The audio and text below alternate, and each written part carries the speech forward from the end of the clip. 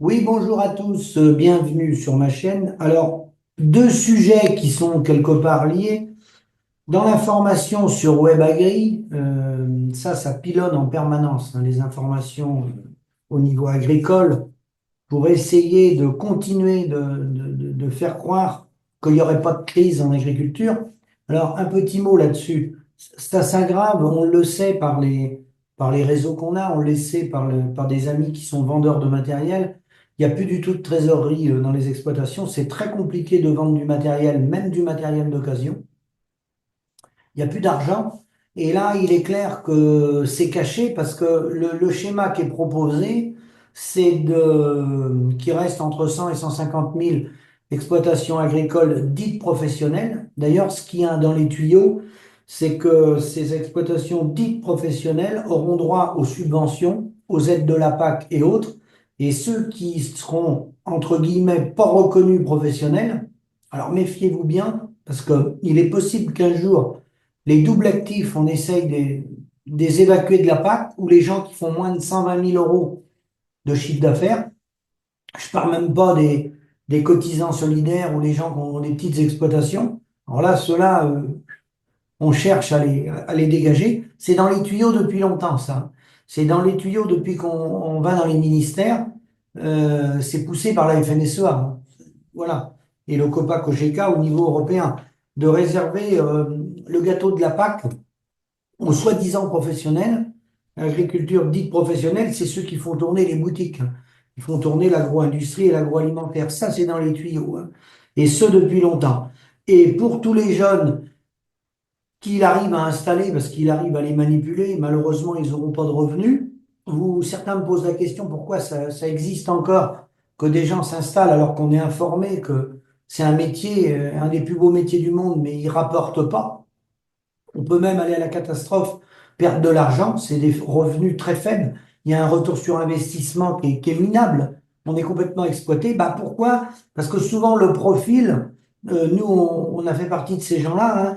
Le profil, c'est qu'on est attaché soit à l'élevage, soit au matériel, soit à la terre, soit aux cultures. Souvent on est derrière nos parents, ou on reprend derrière un oncle ou un cousin, mais souvent c'est lié. Et souvent, les gens qui s'installent sont des gens qui se plaisent pas dans le régime salarié, qui veulent être indépendants, qui veulent être leur propre patron. Et ça engage les gens dans ce métier-là en disant, moi, après tout, voilà, je suis jeune, j'ai du jus, je vais y arriver, j'ai des projets, voilà, je serai meilleur que les autres, hein. On est toujours meilleur que les autres quand on a entre 20 et 30 ans, hein. Et après, ben, on se retrouve confronté au système économique qui fait qu'on n'a pas de levier.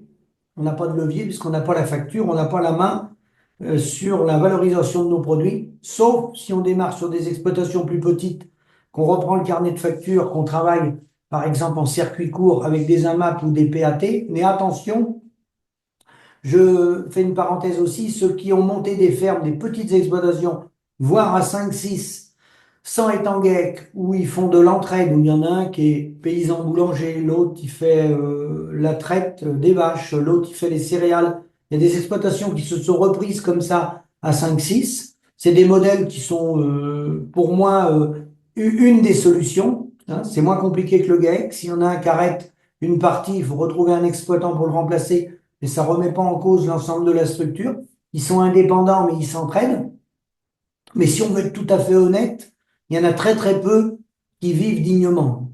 C'est des rémunérations très très faibles. Voilà. Il y en a qui vivent voilà, hein, sous des toiles de tente dans des modèles comme ça. Faut pas avoir peur de le dire. Les gens ne vivent pas dignement. Ça a un gros avantage, ceux qui s'installent comme ça avec peu d'investissement à plusieurs, c'est qu'ils peuvent arrêter quasiment du jour au lendemain. Moi, je dirais que c'est moins dangereux que le système industriel où on va investir dans du porc, du lapin, du poulet ou des vaches laitières ou des vaches allaitantes. On va investir plusieurs centaines de mille euros. Ensuite, on est attaché à la banque et à la coopérative, enfin au réseau industriel.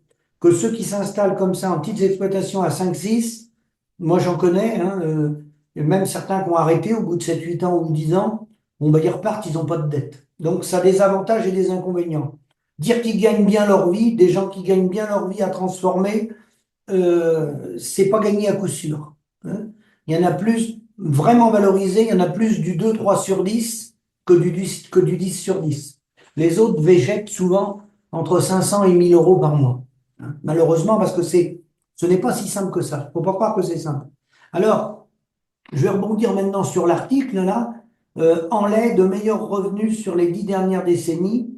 Mais qu'en sera-t-il demain? Un article de WebAgri. Donc, comme d'habitude, hein, il pilonne de mensonges. Et dans ce sondage-là, alors déjà, c'est un sondage qui est fait en lait, hein, sur 360 personnes qui ont répondu, hein. Enfin, ils prennent des gens qui parlent. Euh, 3 chiffres très parlants: plus 25 000 € par unité de main-d'œuvre par exploitant de résultats courants sur 9 ans, plus 75 € des 1 000 litres concernant le prix du lait sur 9 ans, et une productivité améliorée en moyenne de plus 85 400 litres de lait par personne. Alors, les 75 € des 1 000 litres, ça veut rien dire du tout. Zéro. Les 85 000 litres de lait en plus, ça veut dire qu'on a travaillé plus, globalement, ça on le sait. On travaille plus pour gagner moins. Et les 25 000 €, vous voyez, les gens qui prennent ça, ça fait 2 083 € par mois, hein. Ben, trouvez-moi une exploitation qui s'est prélevé 2 083 € net. Ça, c'est un résultat courant, ça, c'est pas un revenu, ça. 2 083 € net. Envoyez-moi des exploitations qui se prélèvent 2 083 € net qu'avec du lait. On parle du lait, là. On parle pas des mandats externes, qu'avec du lait et avec amortissement. D'accord? Parce que c'est toujours avec amortissement. Et même, je vais même vous répondre que même des gens qui ont très peu d'amortissement, ils sont même pas à 2 083. Donc vous voyez encore l'arnaque. Alors ils mettent les revenus en hausse. Voilà. Tout ça, c'est destiné à installer des gens. Mais quand même, on sait très bien que c'est la catastrophe dans les campagnes. Ceux qui s'installent voient très bien ce qu'ont vécu leurs parents, voient très bien les voisins, même si les gens veulent pas le dire, et qu'on est dans le mensonge permanent dans la profession agricole. Bah, je veux dire, ça se voit, hein. Les fermes, il y en a plein à reprendre. Les corps de ferme, je crois que c'est le pire. Ça vaut zéro. Comme il n'y a pas de rentabilité, les corps de ferme, vous allez voir des corps de ferme en friche partout. Comme on a eu les friches industrielles avec le libre-échange, maintenant on a les friches industrielles des corps de ferme agricoles. Le foncier arrivera, même s'il baisse dans certaines zones, il arrivera à se revendre, parce que le foncier reste du foncier. Il y en a qui placent leur argent là-dedans, ou souvent c'est le voisin qui veut les terres, il s'endette pour avoir les terres. Le matériel, certes, il n'est pas forcément facile à vendre d'occasion, mais il partira toujours. Le cheptel, il va partir. Un cheptel, c'est toujours une valeur. Mais alors, le corps de ferme, alors là, c'est un gros, gros, gros souci. Et pourquoi il se reprend pas? Ben, il se reprend pas parce qu'il n'y a pas de rentabilité. Et dans les corps de ferme, sachez que après, c'est votre problème parce que c'est vous qui en êtes le propriétaire, c'est vous qui devez l'entretenir quand vous êtes à la retraite. Et moi, je connais des gens, notamment, je pense aux horticulteurs, qui au bout d'un moment ont été obligés de payer des entreprises pour les détruire. Parce qu'il y avait de l'amiante, parce que ceci, parce que cela, ça reste à notre charge. Et arriver à la retraite avec des bâtiments agricoles qui ne servent à rien, ça va être un boulet. Parce qu'il va falloir les entretenir, ça va être un boulet, hein. Et ça, c'est un vrai problème. Tout ça est lié, bien sûr, à la rentabilité. Et contrairement à ce qu'ils peuvent nous faire croire, non, il n'y a pas de rentabilité. La crise est mondiale. Vous voyez, j'ai un ami, là, Jean-François, il m'a envoyé un article un ami qui était au Japon, hein, crise du riz au Japon. À force de tirer sur la corde, bon, il accuse le gouvernement japonais, hein, euh, les producteurs de riz japonais. C'est le libre-échange qui a fait ça. Le libre-échange a tout détruit et continue de tout détruire. La théorie de Ricardo des coûts comparatifs, le moins-disant social et environnemental. Et par-dessus ça, cerise sur le gâteau, comme si on n'avait déjà pas assez de problèmes au niveau agricole, au niveau français et européen, le conflit ukrainien dans lequel, vous le savez, nos politiques ont pris parti, l'Union européenne, Emmanuel Macron a pris parti, mais pas que Emmanuel Macron.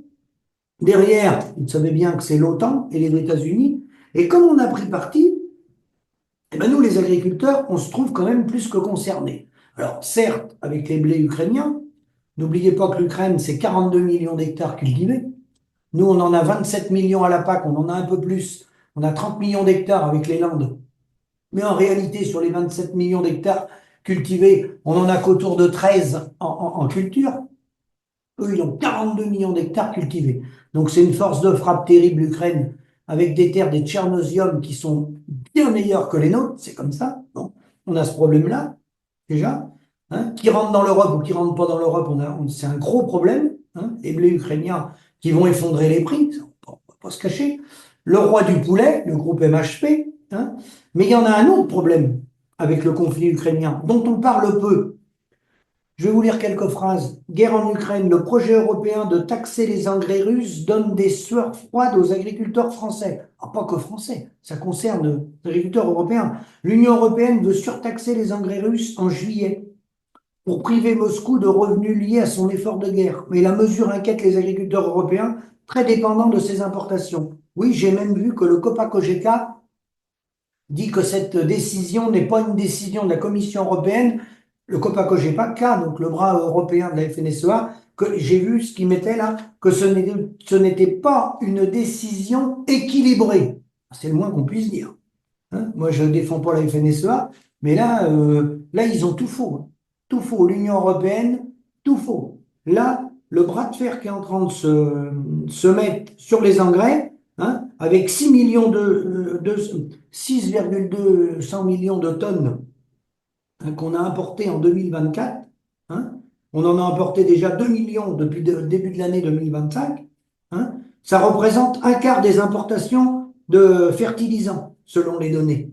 Un quart de nos importations. Hein. Et vous prenez des pays comme le Brésil, eux, ils ne rentrent pas là-dedans, dans les mesures de rétorsion. Alors, de une, ils font partie des BRICS avec la Chine et la Russie. Ils ont fait une alliance, les BRICS. Mais même qu'ils n'auraient pas fait les BRICS, ils ne sont pas rentrés dans ce jeu-là, les Brésiliens.